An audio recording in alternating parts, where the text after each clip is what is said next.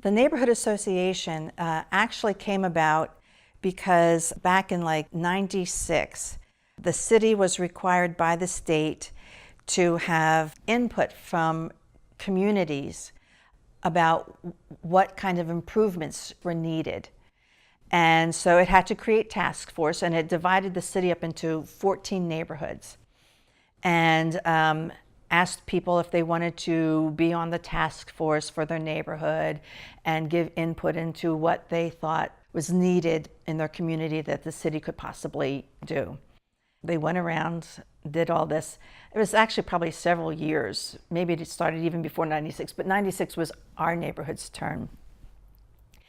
And at that point in time, Marion Moore Fry was again trying to rezone the old golf course property. And I can give you a third-hand history of that property. That property was turned into a golf course by Mr. Fry, who was one of the co-developers of this area. He really had a, what the old-timers of the community said, was a connection with people. And when the developers developed this area, they didn't, most of them have a connection. They didn't care about people. Like if you look at the older neighborhood, they didn't even put mow strips in for trees. When you got to this area, they put in mow strips for trees, but they didn't put in any park for the kids. And as the people were buying the houses, they noticed there's no park for our kids. What do we, you know? So they went to the developers and said, wait a second, can we buy some lots that are together so that we can have something for the kids? And there were only 2 together left that they could get. And so they formed a corporation, and that's what the Treeview Swim Club became. And then Mr. Fry also went, and the golf course happened, 108 acre golf course. But when he died, his wife, who was not like him, shut it down. It was running, it was profitable. So she tried to rezone it then, but the community fought against it. They won. The story goes, and I was not there, that she said something to the effect of, I'll put cows on there and smell up the neighborhood. So anyhow, she let it fallow, just weeds and whatever else, and let the community live with it that way. Left it that way for years and years. Come around the time when I move into the neighborhood and we have this task force, she's trying to do it again, trying to flip it to residential so she can take something that's worth $3 million and turn it into $30 million. This comes up in the task force. And it's one of the things we say, no. And we work at it. I looked up Arnold Palmer's address and I wrote to him and came back, and yeah, they were interested, and they looked at it and said, we'd give you $3 million for it.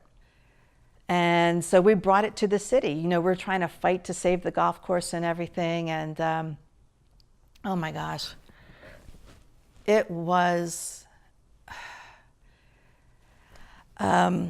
we would have our item pushed back on the agenda all the time until we would end up being there at midnight. It was so frustrating, and it was like trying to wait us out and everything. And so I would bring my knitting. I learned to knit, and I would just knit there. I learned also from the head of the Chamber of Commerce that time that he would wait after we all spoke, and then he would come in at the end and he would say something.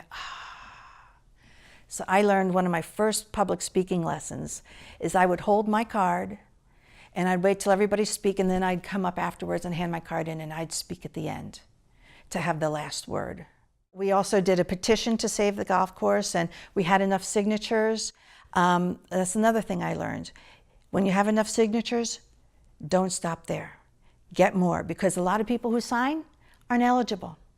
So we had handed it in, and when they crossed off all the ones that weren't eligible, it dropped us below the amount that we needed, and our petition failed.